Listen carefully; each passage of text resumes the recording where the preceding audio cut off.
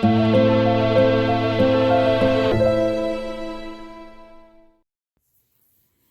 guys, well, welcome back to the video. So I'm just hanging out yesterday and I got to thinking about these little lockbacks. I don't have a lot of them, but they're really cool. And I was just thinking about their place in knife history and in a collection, and how they're kind of unsung heroes. You know, these things, if you go to an estate sale, there's tons of these things around. You don't see them too much in collections or videos, but they're really popular 70s through maybe 2000, and just so many different varieties and so helpful. And so, yeah, I thought I'd just look at them, compare them to some different options, and just talk about how amazing these little things are. So if you'd like to hear about that, go ahead and check out the video. I'm shocked that you like that.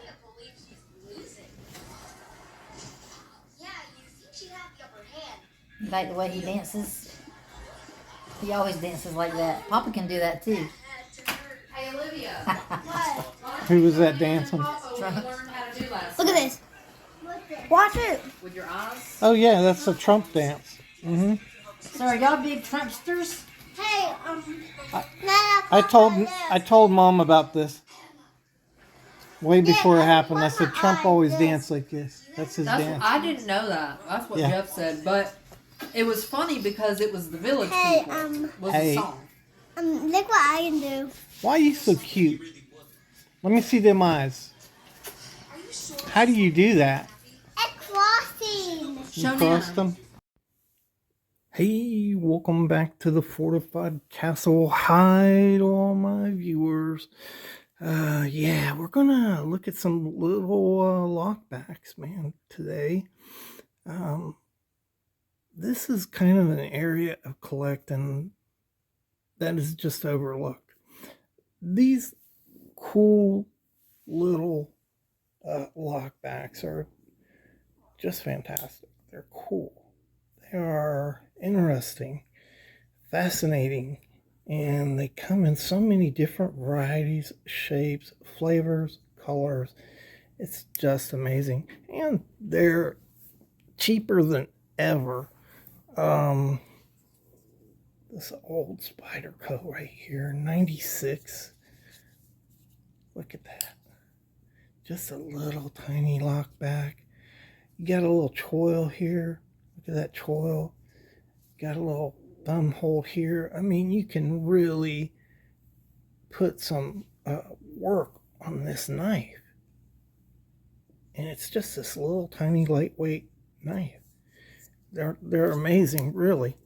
But you know, when we think of lockbacks, this is what we think about. Those big 5-inch bruisers that we use for the outdoors and in the trades, and that's kind of what you think about when you think about a lockback, isn't it?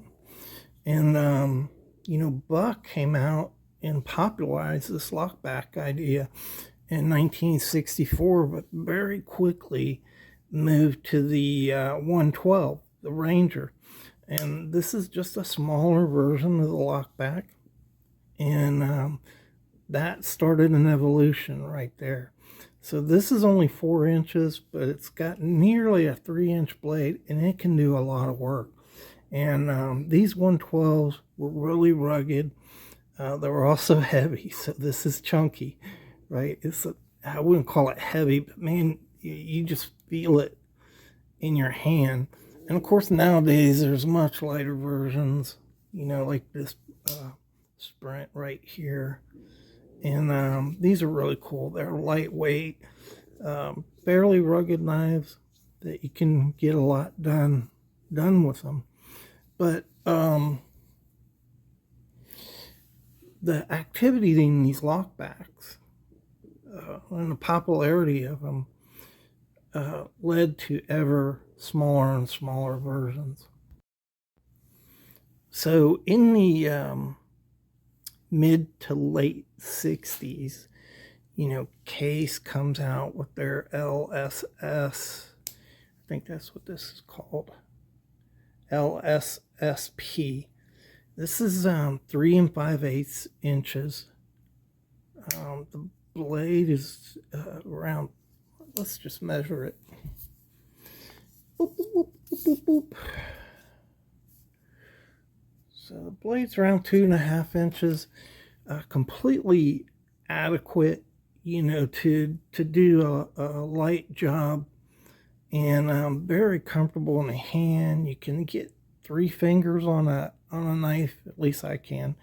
If you have a huge hand, maybe you only get 2 fingers. I don't know, but yeah, for most of us normal people that don't have bare paws, these are really comfortable knives.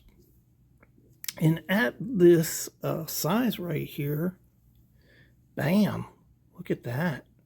So at this size, this is the same size as a medium Stockman. And so these lockbacks are really putting pressure on the old slip joints. And they continue to fall out of favor. And it leads to a lot of companies, going bankrupt. If you wanted to stay in business, you had to move towards these lockbacks, which of course Case did, Utica did too, Camillus did too, Schrade did. And it was kind of, staying alive.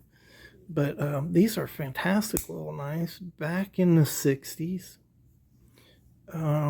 fast food was just coming online. The ability to go someplace and grab a meal. So almost everyone in America that worked outside the house took a lunch with them, and we put them in these little boxes, and very cleverly we called them lunch boxes. And so you would take your lunch and maybe an apple and a sandwich, and these knives were just lightweight, small, and very handy to cut your sandwich and cut that apple and eat it while you rested at lunch. And so these things were, in the small variety, became more and more popular. Now, I think Case was probably the first to really get into these mid-size, what I would call mid-size lockbacks. This is a Boca right here. Oh no, this is a Bear & Son. I'm sorry. Gift from my wife, bless her soul. And it wasn't until the 80s, that Schrade came out with their lockbacks, mid-range lockback versions. I think the first lockback that Schrade made was the LB7, but Camillus, came out earlier in the 70s. But it took them a while, it took them a while to get on that smaller lockback bandwagon, but it was extremely popular. And anytime you have a popular design in a knife, one of the ways you could tell is a bunch of different sizes in the knives. And so, eventually they get smaller. So in the mid 80s to the 90s, these things really start getting small. And so pre-1940, if you wanted something that was light and slim to carry to the office, or just on an outing, maybe a church outing or something, this was it. These small little pen knives, around 3 1/4 inches or smaller, and oftentimes they had a bunch of different tools on them that you could use, and that was the go-to. But by the 1960s, these knives were on their way out, And mainly, because of demographics, just people were not carrying knives in the cities, and most people were moving to the cities. And so these things were dying. But still a need for it. Still a need to have that light, small, pocketable knife. And when manufacturers started making these little tiny knives, so check this out. That is smaller than the little 3/4 inch penknife. And they're really remarkable. These little knives come in all kinds of different flavors, shapes, and they're just as inexpensive as ever. And if you could have a little tiny locking blade, it just kind of made more sense than this. And so these things were really the nail in the coffin for the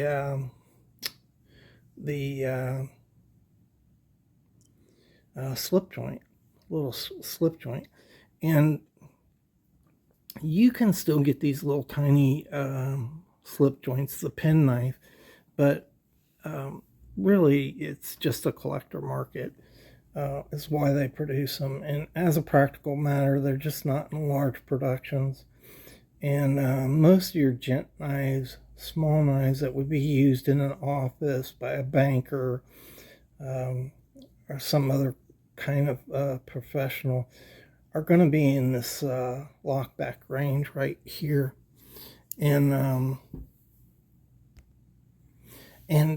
these are really good examples. So this is a small lockback. I'm not even sure who produced the knife, but this is a remodeled knife from Santa Fe Stoneworks, and just a gorgeous gents knife that you could take to the office, show off. And this is mastodon tooth right here, genuine stones in it, just a gorgeous knife. And these aren't very old at all, just a couple years old. And here's one in brontosaurus bone. So check that out, man. Dinosaur bone. And of course there's a lot of different varieties of this that you can get, but so they're still making these little tiny mini mite lockbacks that still have a place, of course, in everyday carry. Here's your Blackhorn from Case. Case still makes this really light. This is FRN handles. I mean, it's almost like this thing would float, but this is a 90s version of it. So yeah, I mean, these things were just incredible, and a big part of knife history that a lot of people just don't look at.